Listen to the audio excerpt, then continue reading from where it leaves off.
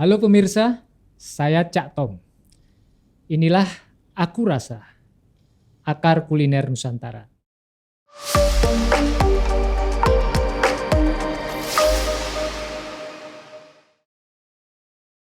Saat ini saya bersama dengan Ibu Betty. Selamat sore Ibu. Sore Pak. Beliau adalah pemilik usaha Patani Cafe. Ya, seorang UMKM yang bergerak di bidang kuliner kopi. Betul. Ya, beliau berasal dari Bogor, tepatnya di Luiliang. Nah, teman-teman, di depan kita saat ini juga sudah ada banyak sekali peralatan unik sekali menurut saya. Dan ketika kita ngelihat ini terasa sekali keindonesiaannya gitu ya. Dan bicara tentang kopi, Ibu, Iya Pak. Saya juga ingin menyampaikan kepada teman-teman sekalian, yuk kita populerkan kopi Indonesia. Jadi ketika bicara kopi, kepada kawan-kawan kita yang dari luar sana, tidak usah ragu, kopi Indonesia. Bukan Indonesian Coffee, tapi kopi Indonesia. Nah, Ibu, terima kasih sudah hadir. Sama-sama Ini Pak. adalah edisi perdana dari Aku Rasa. Terima kasih Ibu sudah hadir. Bu Betty mungkin bisa memperkenalkan diri Ibu, lalu kemudian Ibu ceritakan apa dan bagaimana Ibu memulai usaha ini. Kenapa memilih kopi ini sebagai sebuah usaha? Baik, terima kasih Pak Tom untuk waktunya. Teman-teman, perkenalkan nama saya Betty Nurbaiti dari Luiliang, Kabupaten Bogor. Saya merintis usaha ini sudah hampir 7 tahun Pak Tom. Kenapa memilih kopi? Sebetulnya awalnya bukan pilihan. Awalnya adalah berangkat dari sebuah keresahan. Keresahan dari seorang ibu yang mempunyai anak yang berpikir, apa sih yang keren dari kampung halaman saya yang bisa dibanggakan oleh anak cucu saya kelak. Saya diskusi dengan suami, saya bilang setiap kali ada teman saya ajak main ke Luiliang, mereka pasti jawabannya cuma, apa sih yang keren dari Luiliang? Cuma macet gitu. Nah, berawal dari keresahan macet, itu, ya cuma macet. Karena memang Bogor dikenal oleh 1000 angkot Pak, itu betul. Bikin macet. Nah, berawal dari situ akhirnya kita coba cari potensi yang memang ada di Luiliang. Suami bilang kalau ada peninggalan Belanda di situ pasti ada kopi bagus. Nah, di sana ada pembangkit listrik tenaga air. Nah, itu bangunannya real bangunan peninggalan Belanda. Otomatis suami bilang pasti ada kopi, kita cari. Nah, alhamdulillahnya 2017 itu bertemulah dengan kopi Luiliang. Kita sebut kopi Luiliang karena memang perkebunannya bukan perkebunan besar ya Pak ya, tapi ini masih di kebun rakyat, kebun keluarga gitu. Kita namakan kopi Luiliang karena berasal dari kecamatan Luiliang.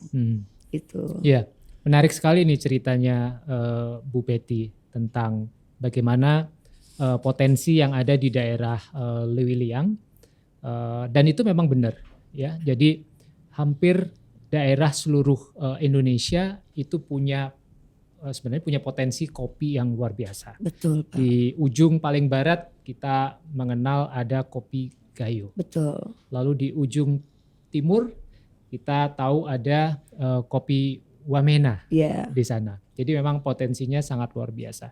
Saya ingat sekali di tahun tadi 2017 ya Bu ya. Iya Pak. Saya ingat di tahun 2016 itu saya punya program namanya kopi itu digiling, bukan digunting. Iya betul Pak. itu ya. Sepakat Pak, sepakat. Ya. Karena dulu ya kita masih suka banget minum kopi saset gitu ya. Bukan mau menjudge kawan-kawan bukan mau menjudge selera, it's okay untuk kita minum kopi saset, tetapi pada saat itu kita memang sedang mendorong penikmatan kopi secara quote and quote benar gitu ya, lewat yang sekarang kemudian menjamur menjadi banyak sekali termasuk kafe dan juga nah ini nanti saya mau ngobrol di sini tentang kreativitas yang bisa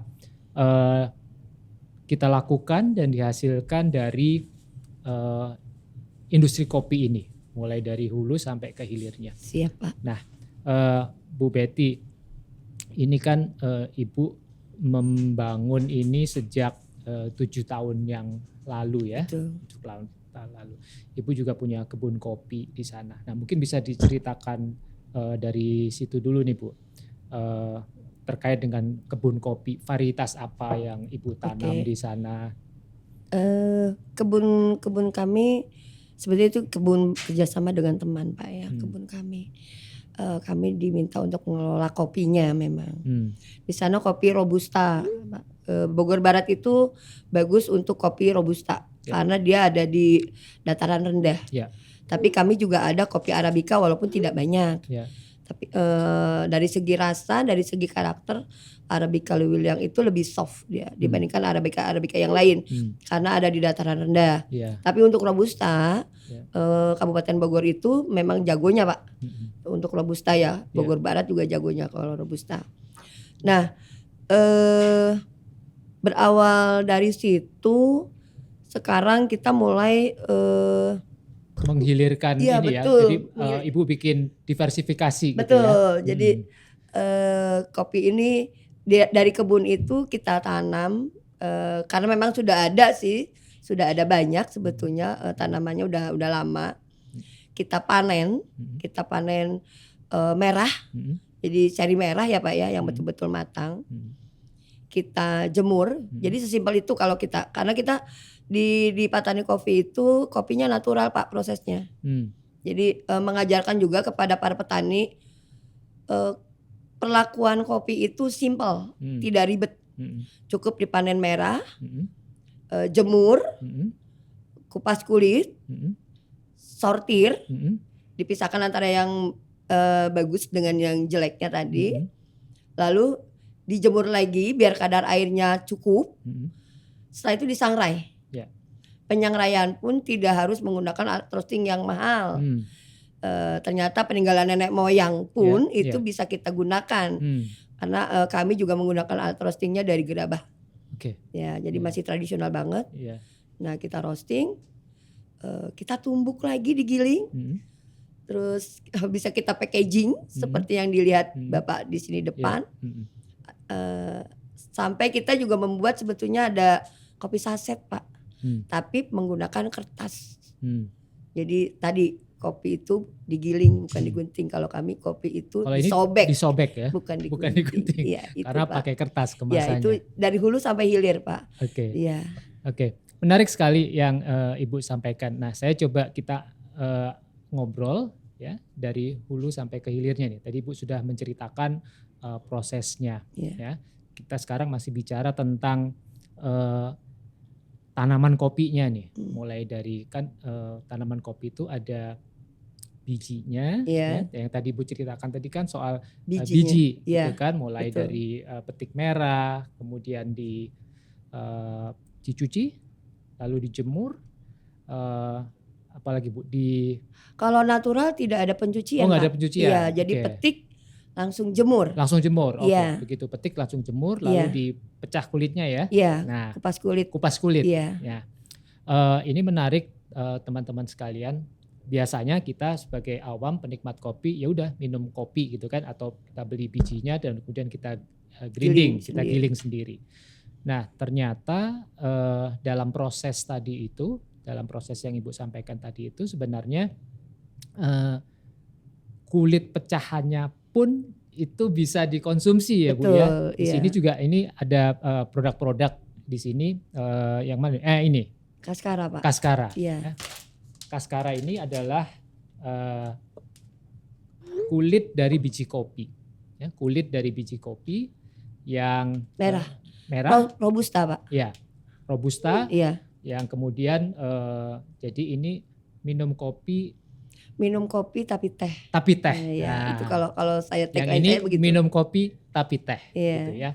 Ibu bisa ceritakan ini. Kaskara itu dari kulit kopi merah robusta yang memang betul-betul kering. Tapi di situ juga ada perlakuan penyangraian Pak. Jadi disangrai lagi sehingga bisa dikonsumsi oleh kita. Dia mengandung antioksidan tinggi juga Pak. Kalau untuk Kaskara juga. Nah, Kaskara itu ya kalau saya promosi ke konsumen, minum kopi tapi teh. Jadi untuk teman-teman yang belum bisa minum kopi murni, itu bisa kita alihkan kepada Kaskara. Ya. Gitu. Oke, jadi ini minum kopi tapi teh. Ya. Ada satu produk lagi, minum teh tapi kopi. Ya. Minum teh tapi kopi. Ini menarik. Ini dikenal sebagai kawah daun, ya, teh kawah daun. Ya, gimana nih Bu ceritanya? Itu sebenarnya kita duplikasi dari teman-teman Bukit Tinggi ya Pak ya, yang belum banyak mengenal. Terus suami juga mempelajari cara prosesnya. Kebetulan dibantu oleh seorang sahabat juga yang asli dari sana, ada Bang If ya, waktu itu dia kebetulan waktu bareng dengan kita, dia masih mahasiswa di IPB S2 jurusan pangan. Sekarang udah jadi dosen Pak. Alhamdulillah. Nah, kawah daun ini juga sudah pernah dibawa oleh dia ke Jepang. Nah,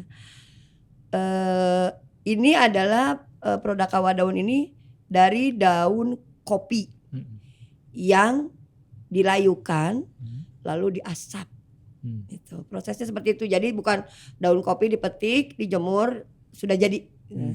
Jadi daun kopi ini dilayukan Pak, diangin-anginkan, tidak dijemur, baru diasap. Setelah itu disangrai. Nah, baru bisa kita nikmati. Ini pun antioksidannya tinggi Pak. Ya. Jadi dua produk ini memang salah satu keunggulannya adalah antioksidan. Betul Pak. Jadi itu ya, antioksidan tinggi.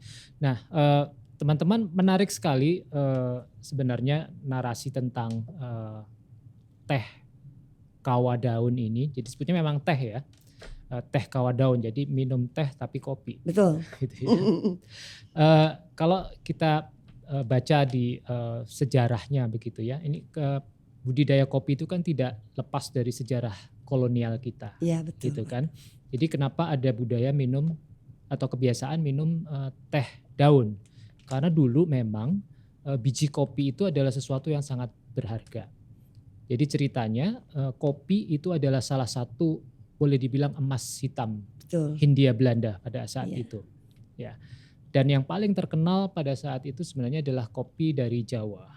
Gitu ya, dari ini Priangan, dari Prianger. Prianger. Ya. Jawa Prianger Pak. Betul. Itulah kenapa a cup of coffee juga dikenal dengan a cup of Java. Gitu kan, karena saking terkenalnya kopi dari Jawa. Nah, tidak sembarangan kemudian orang bisa atau diizinkan oleh kolonial pada saat itu untuk mengkonsumsi kopi. Nah, kita dilarang, pribumi dilarang menikmati kopinya, padahal kita yang nanam bijinya, ya Pak ya. padahal kita yang nanam, Padahal kita yang nanam. dan mereka tahu itu yang enak gitu ya. Tapi ternyata kemudian blessing in disguise-nya ternyata daunnya juga bermanfaat dan rasanya pun tadi minum teh tapi terasa kopi gitu ya, menarik sekali. Nah, Ibu kayaknya kalau ngobrol terus nggak pakai minum kopi kurang enak. Oh iya, ya. Siap Pak. Gimana ini kalau Ibu bisa menyeduhkan kopi untuk kita icip rasa kopi Indonesia dari Lewiliang atau Bogor ini seperti apa? Oh, pakai V60. Ya. Dan ini V60-nya juga menarik teman-teman. Nanti kita akan ngobrolin tentang ini. Ya, tadi saya menyampaikan bahwa kita hari ini sedang ngobrol, sebenarnya yang menarik adalah tentang kekriaan. Kekriaan yang dihasilkan atau kreativitas yang dihasilkan dari kopi ini, dari budidaya kopi ini, dari hulu hingga ke hilirnya. Ya.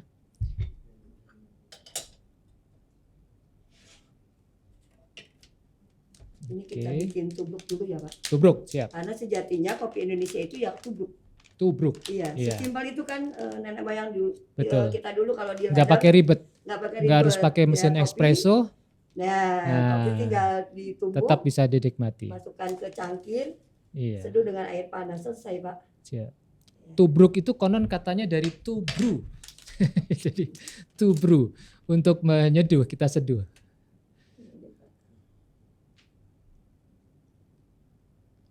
Cara menyeduhnya juga harus ada caranya ya, nggak asal tuang aja. Iya, harus pakai hati Pak. Main Kalau perasaan di, ya Bu? iya kalau di petani kopi itu kita biasanya tidak ada gramasi. Heeh, Terus saya selalu bilang ke anak-anak harus pakai hati. pakai hati. Karena Harus kalau main hati. gramasi terkeren itu ya hati, Pak. Iya. Harus main hati ternyata Iya. untuk menikmati Makanya kalau lagi galau nggak secangkir boleh kopi. Pak nyeduh kopi. Kalau lagi galau nggak boleh Nggak karena boleh, nanti rasanya akan Nyampe ke peminum. amburadul. Iya betul. Ini kita tunggu blooming dulu, hitungan 10. Setelah itu kita tuang lagi airnya, Pak. Jadi nggak boleh asal tuang ya teman-teman. Iya, Dan Pak. suhunya saya kira juga ini ya Bu berpengaruh Iya. ya. Nggak boleh dari Terlalu suhu mendidih. mendidih itu Iya. ya. Karena Kurang pun nanti tidak boleh, Pak. ya, karena kalau pakai air yang mendidih 100 derajat itu akan membakar kopinya, burning ya. Jadi rasanya mungkin juga akan beda ya. Iya. Suhu idealnya berapa Bu? Suhu idealnya kita di 95, 90, 95. 90. Kalau nggak punya termometer gimana tuh? Nggak harus Pak. Nggak harus ya, Sekarang dirasakan misalkan tadi kita main masak hati ya. air di kompor ya, Mm-mm. di panci kan, Mm-mm. dia titik didihnya kan 100 derajat Celcius. Kita matikan kompor saja, terus Diemin sebentar. diangkat, dipindahkan ke dalam teko seduh ini, itu sudah ada penurunan sekitar 5-10 detik lah ya. Jadi sudah pakai hati tadi. Pakai hati Pak. tadi Iya, ya, betul. benar sekali. Dan alhamdulillah selama ini saya menyajikan sudah punya konsumen yang edik dengan kopi tubruk saya. Jadi kalau tidak diseduhkan oleh saya dia nggak mau. Wush, ini. Jadi saya dapat rezeki hari ini, dapat berkah, langsung diseduhkan oleh Bu Betty. Iya. Nggak perlu diaduk ya Bu? Nggak perlu Pak, nanti tunggu aja. Nah kalau kopi tubruk itu begini Pak, mohon maaf.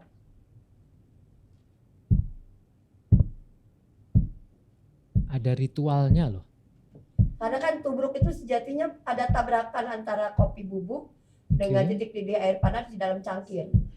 Maka disebut kopi tubruk. Kalau diaduk pakai sendok namanya kopi kejar-kejaran Pak. Nah, kopinya kejar-kejaran. Nanti itu ampas kopinya dia akan turun dengan sendirinya. Ya. Ini seperti kehidupan teman-teman. Kadang-kadang perlu diketuk-ketuk gitu ya, biar nikmat. Kalau satu lagi, ini kopi saring. Kopi saring, pakai metode V60. Iya, betul. Nah ini menarik juga teman-teman sekalian. V60-nya ini sangat Indonesia. Ini yang saya sampaikan tadi, kekriaan dari industri kopi Indonesia. Ya. Nah Bu Betty bisa diceritakan nih Bu, ini bahannya dari bambu kan ya Bu? Iya Pak. Dari bambu. Nah apa nih Bu? Kalau manfaatnya bambu panjang bambu? Pak sebetulnya. Oke. Yang pendek-pendek aja Bu? Yang pendek-pendek aja. Sebentar. Saya fokus ini dulu Pak. Ya. Jadi kalau cerita dari bambu, awalnya dari banyaknya konsumen yang minta seduhan Vietnam drip yang kekinian, saya bilang nggak ada kalau di kedai kami. Nanti saya buatkan Indonesian drip. Nah saya bilang sama suami, akhirnya suami menciptakan alat ini. Kenapa? Dan nggak perlu pakai paper ya? Nggak perlu Pak. Kenapa Nggak pakai perlu bambu? pakai Karena ternyata bambu mengandung antiseptik yang tinggi. Jadi mampu menyerap glukosa dan juga mampu menyerap zat arang yang dihasilkan oleh sangrai kopi. Ya. Itu, nah, Pak. itulah kenapa dulu orang tua kita dulu waktu menanak nasi juga pakai itu bambu dan mereka nggak pernah diabetes. Betul Pak, betul. Karena glukosanya sudah dinetralkan oleh bambu. Iya. Nah ini ternyata kearifan lokal ya. Narasi-narasi semacam ini yang mungkin Gen Z belum banyak tahu juga ya. Ini juga padahal Pak, ini penting kearifan lokal. Bambu itu kan di Indonesia kan sangat banyak ya Pak ya. Iya. Tapi kan sekarang mulai dilupakan. Bambu sekarang cuma jadi untuk beton ya Pak ya, untuk pagar. Iya. Nah bahkan pengrajin bambu juga sekarang sudah mulai hidup mati enggan, hidup tidak mau gitu Pak. Jadi karena tidak lagi ada yang membeli bambu. Alat-alat dapur dari bambu. Kayak bakul nasi sudah kalah oleh Magicom. Nah benar. Betul. Dan terus kipas bambu sudah kalah oleh AC dan kipas angin. Akhirnya pengrajin bambu mulai bingung mereka harus ngapain. Ya. Nah ini salah satunya pemberdayaan Pak. Hmm. Ya, dari bambu drip ini ada tiga item yang saya dapatkan.